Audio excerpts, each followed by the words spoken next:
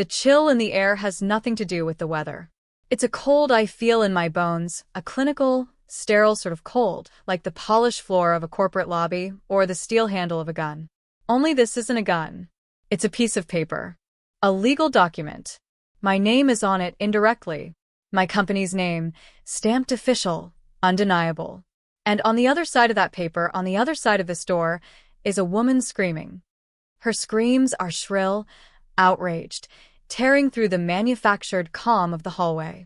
They echo off the tasteful beige walls, bounce off the closed doors of neighbors pretending not to listen. I can't see her, not directly, but I hear the commotion, the rising panic in her voice. The two men from my property management division stand stoically, flanking the uniformed police officer. They're just doing their job. A job initiated by me. Executed by the machine I built. They are the professional face of a quiet, calculated demolition. "You can't do this," she shrieks, the words distorted by tears or fury, maybe both. He said it was ours. He bought this for me. He said. The word hangs in the air, a buzzing fly I want to swat away. My husband. My husband who secretly bought his mistress a condo. This condo. The one she is currently being removed from by force of law, by force of my law, the law enforced by the company I built brick by careful brick. The police officer's voice is calm, firm. "Ma'am, we've been through this. The court order is clear. You have to vacate the premises. Any belongings remaining will be stored." More wailing. More protests. It's a spectacle, ugly and raw, playing out behind a door that represents the boundary between his lies and my reality. I stand down the hall, a silent observer, cloaked in an anonymity I barely notice. My own employees don't know I'm here, certainly not the woman losing her illicit sanctuary. A strange sense of detachment washes over me.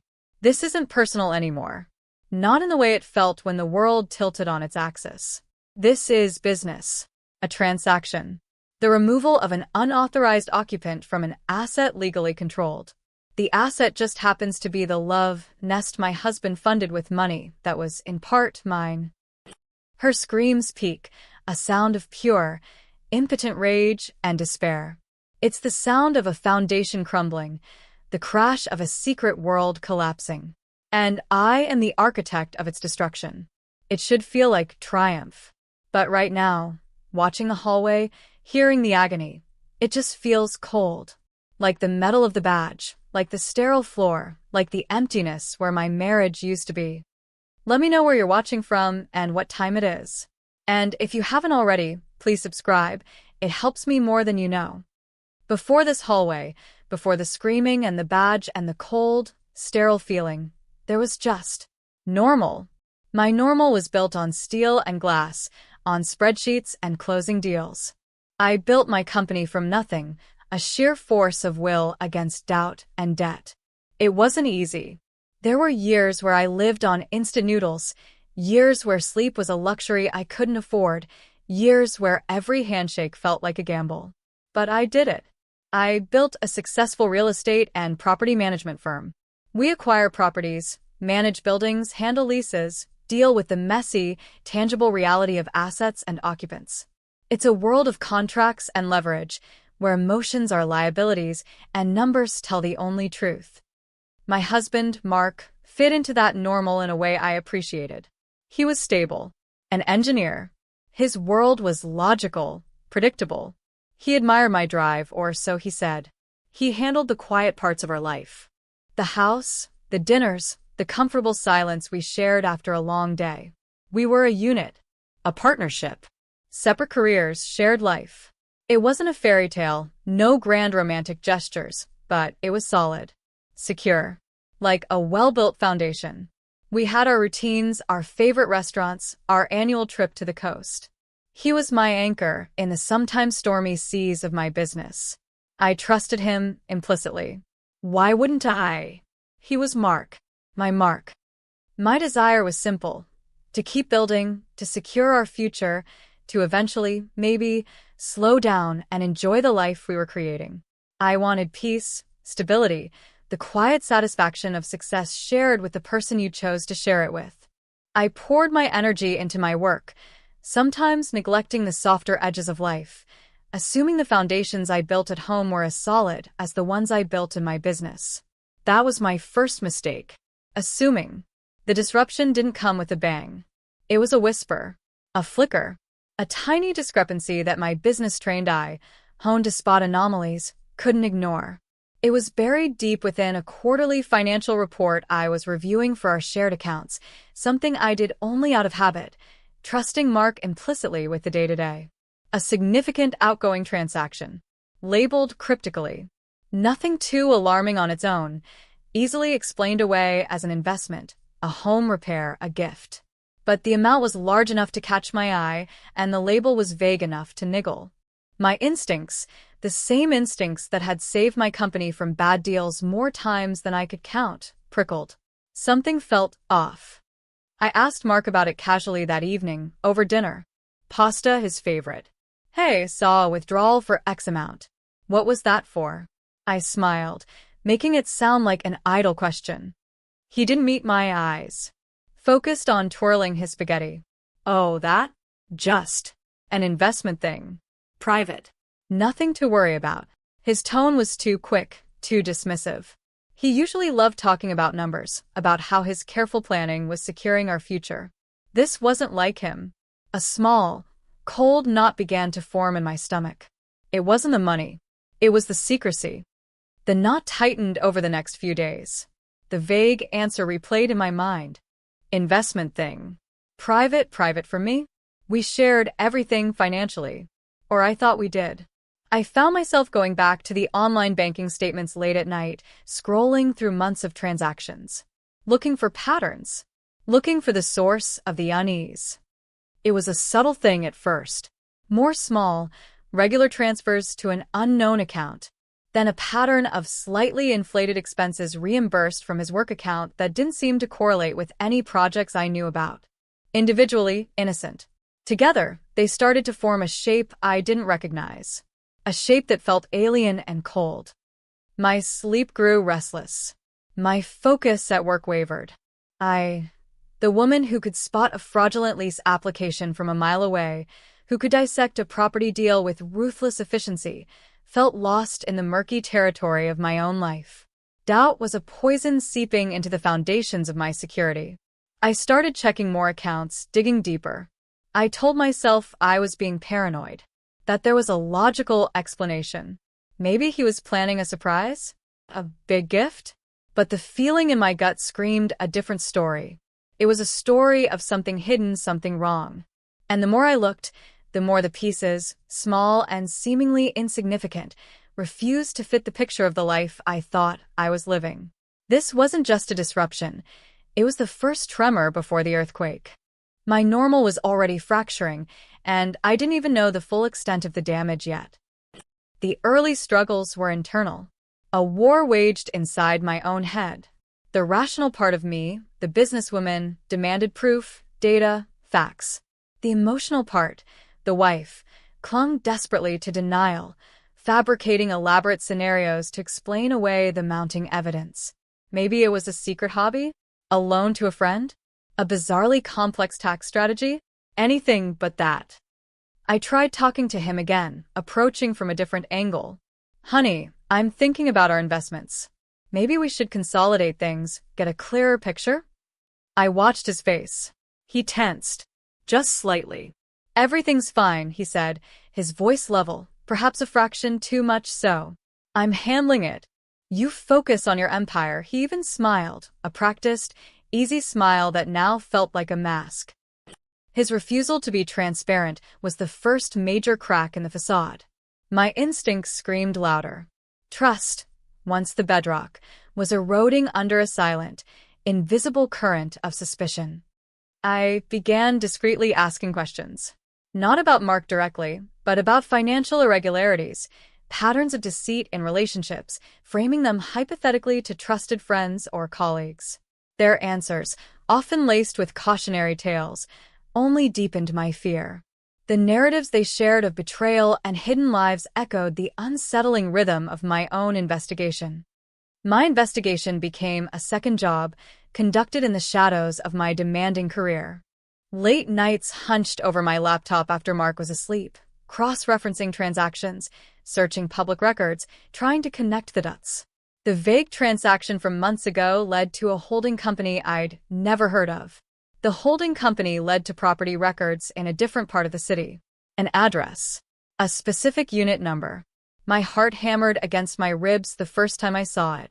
It was real. Tangible. Not a paranoid delusion. The address was in a newer development, one I knew professionally, in an area that had seen significant price increases. This wasn't a cheap hideaway. This was a significant investment. A condo. My mind reeled. A condo? Why? Who was it for? The most obvious answer was a punch to the gut, leaving me breathless. I fought it. Maybe it was a rental property he bought without telling me, a surprise business venture? But the secrecy, the lies. It didn't fit. The real struggle was the emotional toll. Pretending. Smiling. Sitting across from him at the dinner table, making small talk about his day, about my deals, while my mind was consumed by the address, the transaction, the gnawing certainty that my life was a carefully constructed lie built on his deceit. My stomach was in perpetual knots. Food tasted like ash. Sleep offered no escape, only restless hours filled with fragmented nightmares of him, the address, and a faceless other woman. Work, usually my sanctuary, became difficult. My laser focus was fractured. I snapped at employees, missed details, had to backtrack on decisions. The mask of competence I wore publicly felt paper-thin, ready to tear at any moment. I was functioning on autopilot, all my real energy consumed by the cold dread that had taken root in my chest. I knew I needed more concrete proof. Proof of who was living there. Proof of the affair. But the thought of hiring a private investigator, of making the suspicion undeniable fact, terrified me. It felt like stepping off a cliff, into a future I couldn't predict, a future without the comfortable certainty of Mark, the future I had built towards for years. I was trapped between the agony of suspicion and the terror of confirmation. Every day was a battle to breathe, to function, to simply exist in the suffocating atmosphere of his hidden life. The early struggles weren't about fighting him, they were about fighting the truth and losing. Slowly, painfully, I was losing the battle against reality. The rising challenges were less about finding information. I was already digging deeper, the evidence becoming clearer, and more about grappling with the sheer scale of the deception and its emotional weight. I confirmed the ownership details of the condo. It was registered under a shell company, but the paper trail, thin as it was, led back to an account solely controlled by Mark. He hadn't just bought property, he had created layers of obfuscation. This wasn't a spur-of-the-moment mistake. This was planned, deliberate deceit. Then came the confirmation of who. It wasn't hard once I had the address. Checking social media profiles of people associated with Mark, cross-referencing names found in the limited documents I could access, a few discreet inquiries. Her name was Sarah. Younger. Worked tangentially in his industry. Her online presence, carefully curated but not entirely private, placed her squarely at that address. Photos tagged in the unit. Mentioning her new place, there were no photos of Mark, of course. He was too careful for that. But the timing, the location, the secret funding, the picture was complete. The emotional pain intensified into something physical. My chest felt heavy, constricted. A constant pressure behind my eyes. The world outside seemed muted, unreal. I moved through my days like a ghost, observing my own life from a distance. Mark's presence became unbearable. Every touch, every casual remark, every shared meal felt like a violation. A reminder of the elaborate fantasy he was living while sharing my reality. I tried one last time to give him an out, to see if there was any truth left. "Mark," I said, my voice trembling despite my effort to keep it steady. "Is there anything you need to tell me? Anything at all?" He looked up from his phone, feigning concern. "What do you mean? Is something wrong?" "Our marriage, Mark. Our life. Is there anything you've been hiding? He held my gaze for a moment, his expression carefully neutral. No. Nothing. Why would you ask that? His denial was smooth, automatic. A well-rehearsed performance. In that moment, I knew.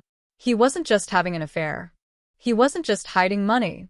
He was living a double life, woven with lies and betrayal, and he had no intention of confessing, no remorse, no desire to fix anything.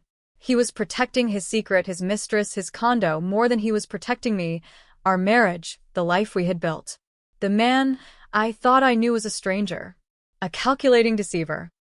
The disappointment was a crushing weight. It was worse than the anger, worse than the hurt. It was the complete demolition of trust, the erasure of shared history. The future I had envisioned, the comfortable retirement, the quiet moments together, evaporated into thin air. It was all a lie. My work suffered more. The deals I was negotiating felt trivial compared to the monumental collapse of my personal life. The energy I usually channeled into growth and acquisition was being bled dry by the emotional hemorrhage. Colleagues noticed. They asked if I was okay. I plastered on a smile, mumbled something about stress, and retreated further into myself.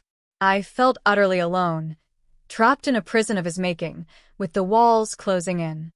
The rising challenges weren't just external obstacles, they were the internal battle against despair, the struggle to maintain composure while my world imploded, and the dawning realization that saving the marriage was not only impossible, but undesirable. He had broken something fundamental, something that couldn't be glued back together. The life I had was gone. The question now was what kind of life I would build from the ruins. And the answer was slowly, chillingly, starting to form in my mind. The polite, hurt wife was dying. The ruthless businesswoman was awakening. The midpoint shift wasn't a single event, but a quiet, internal revolution. It happened somewhere between the cold confirmation of the affair and the endless, sleepless nights spent staring at the ceiling. The tears dried up. The shaking stopped. The debilitating pain didn't vanish, but it transformed. It hardened. Like soft clay fired in a kiln, the hurt turned into something brittle and strong. Anger. Not the hot, wild kind, but a cold, focused fury. A diamond-hard resolve. I stopped thinking about us, about the marriage, about reconciliation. That chapter was closed, ripped out of the book of my life, and thrown into the fire. My focus narrowed. It became about me. My survival, my dignity, my future. And, inevitably, about justice. Not revenge, not exactly. That felt too small, too emotional. This was about consequence, about equilibrium. He had taken so much. My trust, my peace of mind, years of shared history that were now tainted. He had also, I suspected, taken financial resources that were legally, morally ours. The idea started small, a dark, fleeting thought born of pain. He used our money to buy her a love nest. What if? It seemed impossible at first. My company was my work life, separate from my personal life. But the lines were blurring. He had dragged his deceit into my financial world. Maybe I could drag my consequence into his hidden one. I began to look at my company, at its capabilities, through a different lens. We were experts in property, acquisition, management, legal processes, evictions. We navigated complex financial structures, dealt with difficult tenants, handled foreclosures and distressed assets. We were a machine designed to manage property and enforce contracts. And he had bought a property that was part of his lie. I started researching our recent and upcoming acquisitions. We were always looking for new buildings, new portfolios, distressed properties. Could I possibly acquire the debt on that specific unit? Could I somehow get my company into a position where we had legal standing over that address? It seemed too coincidental, too cinematic to be real life. But the idea took root. It wasn't enough for him to just leave. It wasn't enough to get a divorce. He had built his lie on a tangible asset, a place where he felt safe, where he could escape.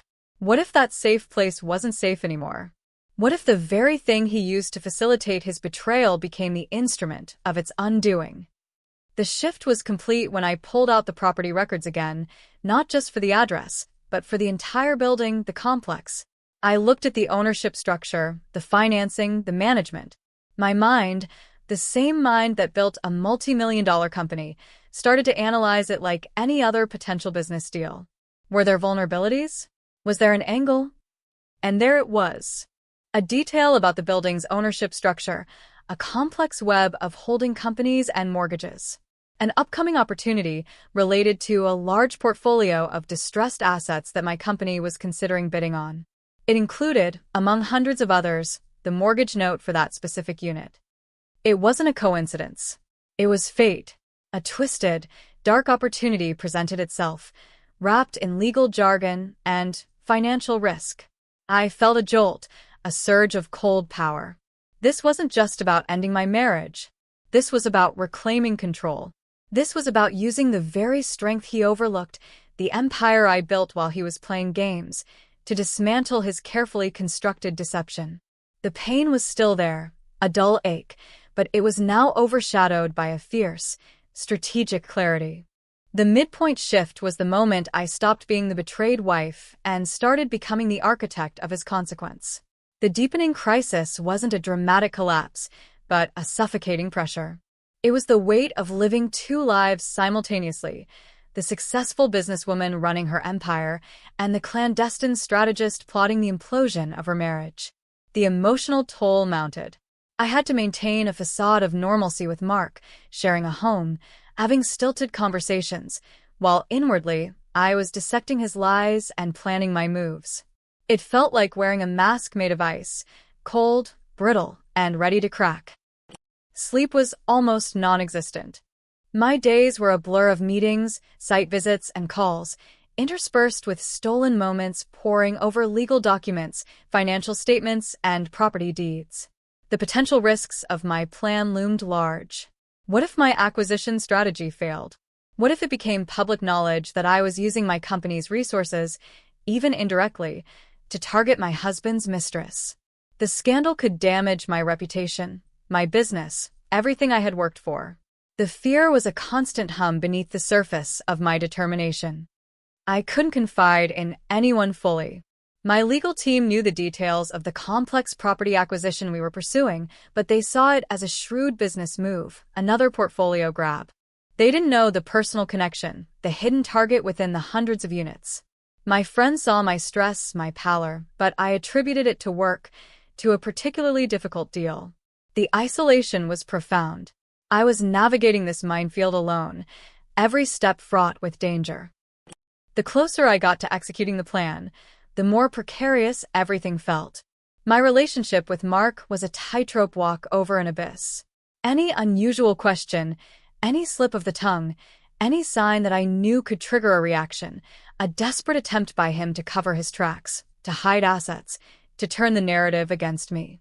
I had to be flawless in my deception, even as his own lay bare to me. The irony was a bitter pill. The legal strategy itself was complex. Acquiring the distressed mortgage portfolio was a significant financial undertaking, requiring board approval, securing financing, due diligence on hundreds of properties. My team was working overtime, unaware that one seemingly insignificant unit within that massive portfolio held the key to my personal reckoning. Guiding them, pushing the deal forward, while hiding my true motivation, was an exhausting performance. Every meeting where the portfolio was discussed felt like playing with fire. Would someone notice the address? Ask too many questions? Uncover the connection. The crisis wasn't a single event. It was the prolonged, grinding pressure of this double life. The fear of exposure, the weight of secrecy, the constant vigilance required to execute my plan while appearing oblivious. Everything felt fragile. My health, my composure, the future of my business, the very fabric of my identity as a strong, in-control woman. All of it was on the line. I was standing on the edge of a precipice, preparing to jump, knowing that the fall could destroy me as completely as it destroyed him. All seemed lost in the sense that the life I had was gone, replaced by a dangerous, uncertain path. The deepening crisis was the silence before the storm, The moment where the pressure built to an almost unbearable point, where the air felt thin and every breath was a struggle. But the decision was made. There was no turning back. The turning point was quiet, deliberate. It wasn't a sudden burst of emotion, but a cold, settling resolve. The massive acquisition of the distressed mortgage portfolio was approved by my board. The financing was secured. The due diligence was complete. It was a huge deal for the company, expanding our portfolio significantly. And buried within the hundreds of property notes we were acquiring was the specific mortgage for the condo Mark had bought for Sarah. The legal team brought me the final stack of documents for my signature. Thick binders filled with contracts, schedules, closing statements. They ran through the summary, highlighting the projected returns, the strategic value. I listened, nodding, my face impassive. But inside, a different narrative was playing out. This wasn't just a multi-million-dollar business deal. It was the instrument of my liberation. My finger hovered over the signature line. This was it. The point of no return. Once I signed, my company would legally own the debt on that condo. We would become the lender. And the terms of that distressed mortgage, acquired as part of a bulk sale, were harsh. Delinquency terms were strict. Foreclosure timelines were aggressive. Eviction procedures, handled by my own seasoned team, were swift and unforgiving. Signing this meant setting an irreversible process in motion. It meant deliberately targeting the financial foundation of Mark's betrayal, using the very power he had underestimated. It meant the end of my marriage, not just emotionally but legally and financially, on terms I was dictating. There was a moment of hesitation. A flicker of the old life, the comfortable routine, the shared history. Was I really doing this? Was I trading stability for what? Vengeance? Justice? A hollow victory. But then I remembered the lies. The cold, calculated deceit in Mark's eyes when he denied everything. The photos of Sarah in her new place, funded by our money. The gut-wrenching pain of realizing my entire life was a carefully constructed illusion. The mask of ice I had been wearing shattered, not outward, but inward, hardening the resolve beneath. This wasn't just about tearing down his lie. It was about rebuilding my truth, about reclaiming my power, my agency, my financial security that he had put at risk. It was about demonstrating that the empire I built was not just for show. It had real teeth, real power. I picked up the pen. It felt heavy in my hand. My signature, usually flowing and confident, felt deliberate, weighted with significance. I signed page after page, binder after binder. Each stroke of the pen was a step away from the past, a step towards a future I was now actively, ruthlessly creating. The legal team smiled, pleased with the successful closing of such a large deal. Excellent acquisition, one of them commented. Should yield significant returns. Yes, I replied, my voice calm even. Significant returns. The turning point wasn't just signing the papers. It was the internal click, the locking into place of a new, cold determination. The hurt was still there, a deep, silent well, but it was no longer paralyzing. It was fuel. I had made my final decision. Fate had thrown me a poison chalice, and I was turning it into a weapon. The eviction process, the dismantling of a secret life, was now just a matter of following the procedures. My procedures. The climax wasn't a shouting match or a dramatic confrontation where I revealed my hand directly to Mark or Sarah. It was far more clinical, far more devastating in its execution. It was the inevitable consequence of the legal machine I had set in motion. Once our acquisition of the mortgage portfolio closed, my property management division took over the servicing of the loans. Standard procedure. Automated notices went out. Account statements, default warnings, legal notices. 400s of units, including Unit 7B. Sarah, the mistress, had been lulled into a false sense of security. Mark, I assume, had been handling the payments to the original lender, likely funneling money from various sources, perhaps even some that were technically ours. He thought he was managing his secret life flawlessly. But he was still just an engineer playing with numbers. He didn't understand the complex, often brutal world of distressed asset management and the speed at which things move once a mortgage goes into default, especially when the new owner of the note is a firm like mine. Maybe Mark missed a payment after the portfolio transferred. Maybe he was sloppy. Or maybe the change in ownership, the new account numbers, the different contact points, tripped him up in a way he didn't anticipate. Whatever the reason, the unit's mortgage quickly triggered default clauses. My legal team, following standard protocol for this type of acquisition, initiated foreclosure proceedings with aggressive timelines, as was typical for this portfolio. Simultaneously, my property management team prepared the eviction notice. Again, standard procedure once a property goes into default or foreclosure has begun, depending on the state laws and the specific mortgage terms we had acquired. I didn't have to lift a finger personally to target her. I had simply acquired the legal right to enforce the contract he had entered into. And he, in his arrogance or carelessness, had given me the opening. The eviction date was set. Standard 30-day notice, then the legal process. I received the report from my team outlining the upcoming evictions for the week. Unit 7B was just one line item on a long list. It felt surreal. This was the culmination of months of agony, fear, and planning, reduced to a single line in a spreadsheet. I didn't tell Mark. I didn't tell anyone outside my legal and management teams, and they only knew the business context. I just waited. My phone rang. It was the head of my property management division. Just wanted to give you a heads up, boss. We had a bit of a scene at one of the evictions today. Unit 7B, the one from the new portfolio. My breath caught in my throat. Oh, what happened? I kept my voice neutral, professional. Tenant was difficult. Had to involve the police to ensure compliance with the writ. Lots of shouting. Claimed her boyfriend bought her the place. Didn't understand why she was being evicted. Said he handled everything. He chuckled, a dry, professional sound. Typical. They never read the paperwork. I didn't laugh. My blood ran cold, then hot. Was her name Sarah? A beat of silence. Yeah, actually. Sarah something. Why? You know her? No, I said quickly. Just morbid curiosity. Heard about that building, a plausible lie. Everything handled professionally? Absolutely, he confirmed. Team was by the book. Police ensured no issues. Property secured. Moving on to the next 1 inch. Good, I said. Excellent work. I hung up the phone. My hand was shaking. She screamed. The woman he bought a secret life for screamed when she was evicted by my company. By me. The full weight of it hit me then. The plot twist wasn't just that she was evicted. It was how. It was that he had been so focused on hiding the purchase from me, his wife, that he hadn't considered the professional world I inhabited, the world where assets were managed and contracts enforced without emotion.